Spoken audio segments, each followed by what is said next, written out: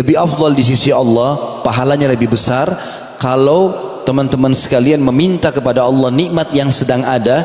Kita lagi sehat, minta ditambah kesehatan. Kita punya anak, minta ditambah keturunan. Kita punya harta, minta tambah harta itu. Kita punya harta, minta ditambah harta. Kita minta apa sajalah. Apa kira-kira nikmat Allah yang ada sama kita, minta supaya itu ditambahkan. Tamak dengan rahmat Allah. Itu lebih afdal, lebih Allah suka daripada kita sudah kena musibah baru minta jalan keluar. Udah sakit baru minta sembuh. Allah lebih suka kalau kita sehat minta, ya Allah pertahankan kesehatanku. Itu lebih Allah suka, lebih besar pahalanya. Kenapa saya sampaikan teman-teman di awal pembukaan kita? Karena banyak orang berdoa nanti kalau sakit saja. Berdoa nanti kalau dia lagi bangkrut usaha. Berdoa kalau lagi hadapi masalah.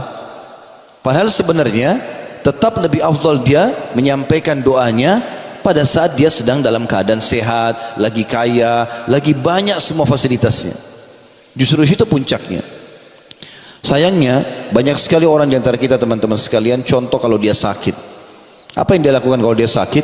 Pergi ke dokter A. Dok, tolong saya mau sembuh. Obatnya apa? Ini obat ini. Belum sembuh, datangi ke dokter. Dok, kenapa ini saya belum sembuh? Obat apa lagi? Atau kadang-kadang pergi berobat ke dokter yang berbeda, rumah sakit yang berbeda. Tapi subhanallah, nggak pernah lisannya sedikit pun berdoa kepada Allah. Allah dijadikan oleh dia nomor 30 dalam kehidupannya. Kalau semua dokter, 5-6 dokter yang dia berobat sudah mentok, nggak ada yang bisa lagi memberikan dia solusi, baru dia sholat tahajud. Kenapa nggak dari awal sebelum berdoa, sebelum ke dokter berdoa dulu? Ya Allah, jadikan dokter ini penyebab saya sembuh.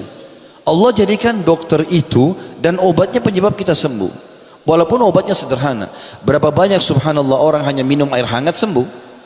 Orang hanya minum teh, minum jahe, makan apalah ya, sembuh.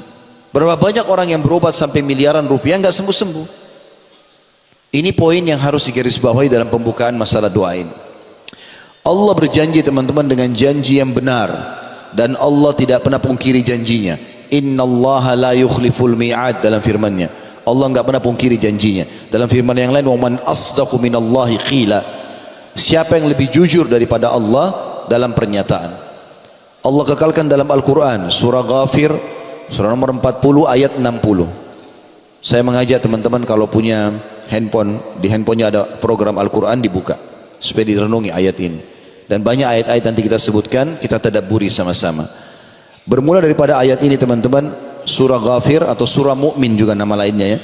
Surah nomor 40 ayat 60 Allah berfirman, a'udzubillahi minasyaitonir rajim, wa qala rabbukum ud'uni astajib lakum innal ladzina yastakbiruna an ibadati sayadkhuluna jahannama dakhirin.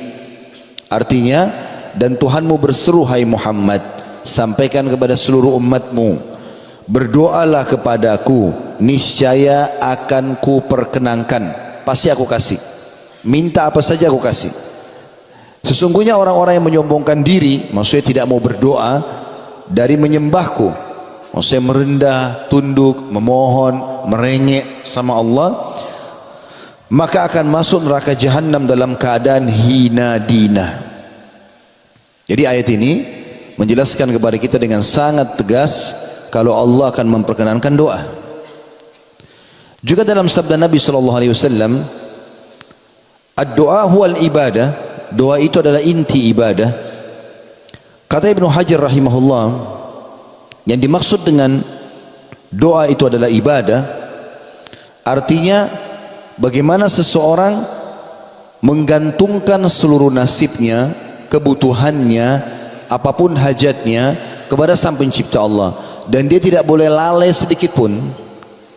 Sebagaimana Allah sudah mengaturkan, mau nggak mau kalau dia sebagai seorang muslim, ada namanya doa mau tidur, doa bangun tidur, doa mau makan, doa habis makan, doa mau masuk rumah, keluar rumah, masuk kamar mandi, keluar kamar mandi, mau berhubungan biologis, mau apa saja, doanya banyak.